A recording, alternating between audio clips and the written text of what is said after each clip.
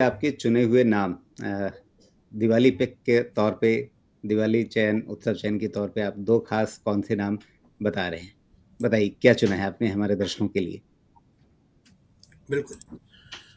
तो देखिए 2 स्टॉक जो मुझे अच्छे लग रहे हैं उसमें से सबसे पहले जो स्टॉक जैसे मैंने अभी कहा कि न्यू एज टेक्नोलॉजी में हमें लगता है कि और भी अच्छा परफॉर्मेंस हमें देखने मिलेगा। तो वहाँ पे हमें ज़ोमैटो यानी कि इटर्नल के नाम से जो लिस्टेड स्टॉक है, हमें लगता है कि ये काफ़ी अच्छा एक अ स्टॉक पिक हो सकता है दिवाली के लिए और 1 साल भर के लिए मैं कहूँगा कि इसमें निवेश करके चलें। शॉर्ट टर्म में पॉसिबल है कि कुछ करेक्शन आ सकता है क्योंकि ये स्टॉक अपने 52 वीक ऑल टाइम हाई के करीब ट्रेड कर रहा है। लेकिन अगर आप इसके ओवरऑल फंडामेंटल्स को देखें, तो ये काफ़ी अच्छी तरीके से इम्प्रूव कर रहा है। इसके जो ब्लिंकिट के बिज़नेस है, उस बिज़नेस में इसने काफ़ी अच्छा इम्प्रूवमेंट दिखाया है, टर्न अराउंड दिखाया हुआ है। ज़ोमैटो का ऑलरेडी बिज़नेस काफ़ी अच्छा चल रहा है और अगर आप देखें तो इसका जो मार्केट शेयर है, वो मार्केट शेयर लगभग स्विगी जितना ही है। लेकिन अगर आप इसके अर्निंग्स देखेंगे तो earnings is much much better than the earnings of Swiggy. At the same time जो इनका ओवरऑल कॉन्सेप्ट बिजनेस है यानी कि ये नए बिजनेसेस में और आने वाले कुछ महीनों में एंटर कर सकते हैं, जिसकी वजह से मुझे लगता है कि ये जो कंपनी है वो एक कॉन्सेप्ट कंपनी है और भी बहुत सारे इसमें हमें सरप्राइजेस देखने मिल सकते हैं। साथ ही साथ जो मैनेजमेंट है वो काफ़ी स्ट्रांग है और उनकी जो ओवरऑल विजिबिलिटी है बिजनेस को देखने की, वो मोस्ट ऑफ द टाइम हमने देखा है कि उन्होंने जो सोचा है उसी के बेसिस पे काम किया है और उनके वैसे ही हमें रिटर्न्स भी देखने मिले हैं। तो मुझे लगता है कि जो ब्लिंकिट की वजह से जो इबिटा ब्रेक इवन आना चाहिए था, वो इस सेकंड हाफ में आ सकता है और अगर इबिटा का ब्रेक इवन अगर आ जाता है इस सेकंड हाफ में, तो मुझे लगता है ये कंपनी में और भी हमें इन्वेस्टमेंट्स देखने मिलेंगे। तो ओवरऑल मुझे लगता है इटर्नल ये काफ़ी बेहतरीन चॉइस हो सकती है इन लेवल्स पे खरीदने के लिए। इसके जी। अलावा दूसरा स्टॉक जो बात कर रहे थे हम, हाँ, वो है पहले पहले पहले इसका टारगेट क्या लेकर के आप चल रहे हैं? बिल्कुल। तो देखिए अभी तो वैसे देखा जाए तो ये स्टॉक 340-335 के करीब ट्रेड कर रहा है। जो immediate target based on fundamentals है वो 375 के है। क्योंकि ये स्टॉक काफ़ी एक्सपेंसिवली ट्रेड कर रहा है। बट हमें लगता है कि because of lot of things जैसे मैंने कहा कि ब्लिंकिट में टर्न अराउंड आ सकता है, ज़ोमैटो अपने खुद के बिज़नेस को एक्सपैंड कर सकता है, ब्लिंकिट के बिज़नेस को एक्सपैंड कर सकता है। जो उसने टिकटिंग का बिज़नेस पेटीएम से लिया था, वहाँ पे वो और कुछ नए अनाउंसमेंट्स ला सकता है। तो इसी वजह से हमें लगता है कि इसमें और भी अपग्रेड्स देखने मिल सकते हैं। तो 375 ये हमारा इमीडिएट टारगेट है फॉर 12 मंथ्स। बट हमें लगता है इसमें अगर अपग्रेड्स आते हैं तो इसमें और भी हमें इजाफा देखने मिलेगा। तो 375 का जी, टारगेट ऑन इमीडिएट बेसिस है। बिल्कुल। तो यहाँ से लगभग 10% ऊपर का लक्ष्य लेकर के आप चल रहे हैं। अब हाँ, दूसरा नाम कौन-सा है जो आपने चुना है? तो जो दूसरा स्टॉक है वो है अदानी पोर्ट्स और अदानी पोर्ट्स की अगर बात करें तो हमें सभी को पता है कि ये काफ़ी बड़ा एक पोर्ट का बिजनेस है। काफ़ी बड़ा मार्केट शेयर ये मैनेज करता है और प्योरली अगर देखा जाए तो purely and purely into port business है या लॉजिस्टिक बिजनेस है ये। तो जिसकी वजह से क्या है कि इसमें एक डिफेंसिव काइंड ऑफ स्ट्रक्चर बनता है। मार्केट के मार्केट में बहुत सारी ऐसी चीज़ें होती है जिसकी वजह से बिजनेस में हमें अप एंड डाउन देखने मिलता है। लेकिन बिकॉज कि इसका बिजनेस काफ़ी स्टेबल और स्टेडी है, तो हमें लगता है कि ये डिफेंसिव सॉर्ट ऑफ कंपनी है और अपना बिजनेस करती रहेगी। साथ ही साथ अगर आप इसकी अर्निंग्स की अगर बात करें तो इसने consistently every quarter since last 2 quarters 3 quarters अगर आप देखेंगे तो एवरी टाइम उसने एक्सपेक्टेशंस को बीट किया है। तो हमें लगता है कि जहाँ पे एक काफ़ी बड़ा कॉरपोरेट है और इसकी जो कंपनी है ये काफ़ी बड़ी कंपनी है और सबसे इम्पॉर्टेंट बात यह है कि यहाँ से जो आने वाला वक्त है, आने वाले 3 से 6 महीने की बात करेंगे या 6 से 12 महीने की भी बात करते हो अगर आप, तो ओवरऑल जो फोकस रहेगा वो फोकस मुझे लगता है कि मैक्सिमम लॉजिस्टिक बिजनेस में और बढ़ सकता है। टैरिफ के चलते हुए, ट्रेड वॉर के चलते हुए भी हमें लगता है कि कई सारी ऐसी चीज़ें होंगी। साथ ही साथ अगर आप देखें तो अगर जो वॉर्स चल रहे हैं, अगर इस वॉर में अगर अ, आने वाले दिनों में अगर पीस अगर आता है और अगर जियोपॉलिटिकल टेंशन्स अगर कम होते हैं, तो मुझे लगता है कि ये बिज़नेस और भी बढ़ सकता है। तो करंट लेवल से तो मैं यही कहूँगा कि it's the largest integrated transport utility player. तो करंट लेवल से इसे खरीदना चाहिए। 1400 के करीब ये ट्रेड कर रहा है, 1400 1450 के करीब। हमें लगता है कि इसके जो करंट वैल्यूएशंस है उसके बेसिस पे जो इसकी फेयर वैल्यू बन रही है वो 1900 रुपये की है। तो मुझे लगता है कि काफ़ी एक under valued sort of stock है जिसे हमें करंट लेवल से खरीदना चाहिए। जी।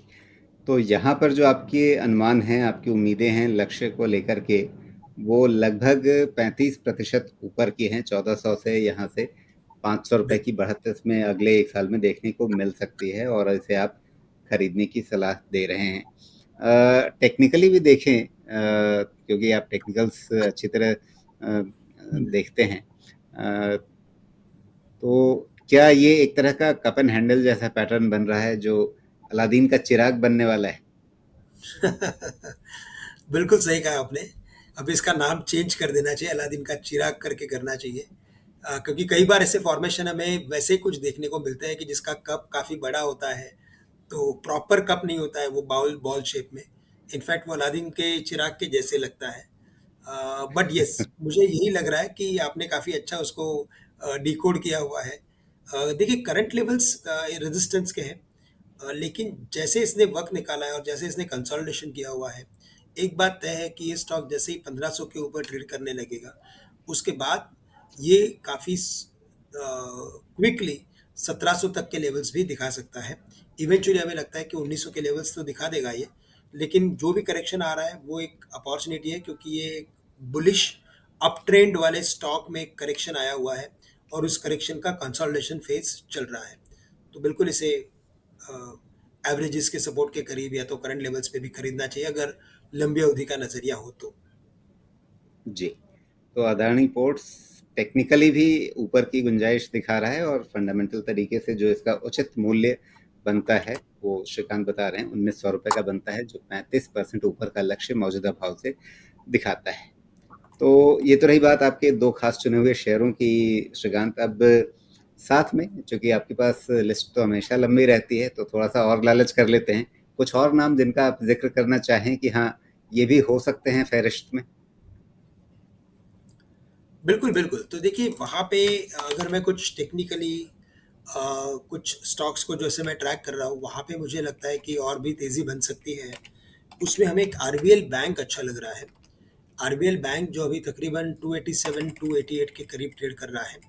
ये स्टॉक हमारे फंडामेंटल कवरेज में नहीं है, लेकिन टेक्निकली हम इसे काफ़ी क्लोजली ट्रैक कर रहे हैं। और इसके अगर आप मंथली टेक्निकल पैटर्न को देखें, तो इसमें एक इन्वर्टेड हेड एंड शोल्डर जैसा फॉर्मेशन बना हुआ है। और अगर ये इन्वर्टेड हेड एंड शोल्डर जैसा अगर फॉर्मेशन इसमें बना हुआ है, तो ये तकरीबन अपने नेकलाइन के करीब जा सकता है। अभी तक इसने नेकलाइन ब्रेक नहीं की है। आप देखेंगे यहाँ पे क्लियरली आपको एक लेफ्ट हैंड साइड पे एक शोल्डर दिख रहा है, उसके बाद हेड है, और आप अभी शायद मुझे लगता है नेकलाइन ड्रॉ कर रहे हैं। यस, तो नेकलाइन के करीब भी अगर ये स्टॉक गया तो 320 310 रुपए तक जा सकता है करंट लेवल से। और इवेंचुअली अगर इस नेकलाइन को अगर ये क्रॉस कर ले, तो फिर हमें लगता है कि इसमें और भी बुलिशनेस दिखाई दे सकती है।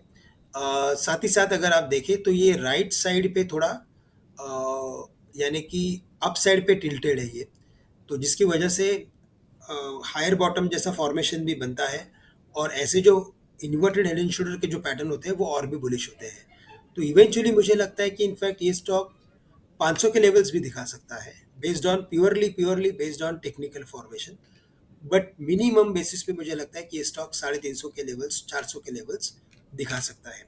इसके अलावा अगर किसी स्टॉक की अगर बात करनी हो, तो मुझे लग रहा है कि यहाँ पे एक डिलीवरी का भी एक स्टॉक है, न्यू एज टेक्नोलॉजीज में डिलीवरी। और इसके भी टेक्निकल फॉर्मेशन को अगर आप देखेंगे, तो इसने एक वी शेप रिकवरी का फॉर्मेशन बनाया हुआ है। और वी शेप रिकवरी के फॉर्मेशन करने के बाद अभी थोड़ा सा ये पॉज हुआ है, तो थोड़ा वक्त निकालेगा, थोड़ा और कंसोलिडेशन करेगा। लेकिन जब भी वी शेप रिकवरी बनती है, तो वी शेप रिकवरी का मतलब यही होता है कि ये स्टॉक में जो बाइंग इंटरेस्ट है वो काफ़ी स्ट्रॉन्ग है, जेन्युइन है। और इसी वजह से इसने वी शेप के फॉर्मेशन को भी कंप्लीट किया है। और वी शेप के फॉर्मेशन को कंप्लीट करने के बाद मोस्ट ऑफ द टाइम वो थोड़ा सा पॉज लेता है और इसके बाद एक न्यू रैली में कन्वर्ट होता है। तो इवेंचुअली ये भी स्टॉक हमें लगता है कि कम से कम 600 से लेकर 650 तक के लेवल्स दिखा सकता है आने वाले 6 से 12 महीने में। जी। तो चलिए 2 पर 2 आपने बोनस दे दी, बहुत धन्यवाद आपका। और अंत में कोई डिस्क्लेमर, डिस्क्लोज़र आपकी ओर से? बिल्कुल, तो देखिए जितने भी स्टॉक्स आज हमने यहाँ पे डिस्कस किए हैं, ये स्टॉक्स हम हमारे कंपनीज़, हमारे ग्रुप ऑफ कंपनीज़ के साथ, हमारे क्लाइंट्स के साथ भी डिस्कस करते रहते हैं। तो पॉसिबल है कि उनका इसमें निवेश हो सकता है, लेकिन पर्सनली हमारे अकाउंट में, यानी कि मेरे खुद के अकाउंट में, इनमें से कोई भी इन्वेस्टमेंट्स नहीं है, और हम जितने भी इन्वेस्टमेंट्स करते हैं वो म्यूचुअल फंड के थ्रू करते हैं। तो यही हमारा डिस्क्लेमर है। जी। श्रीकांत जी, बहुत-बहुत धन्यवाद आपका, आपने समय निकाला इस बातचीत के लिए। और आपको भी दीपावली की अग्रिम शुभकामनाएँ। जल्दी ही फिर बात होगी आपसे। नमस्कार। धन्यवाद। Same to. यस, शुक्रिया। Thank you.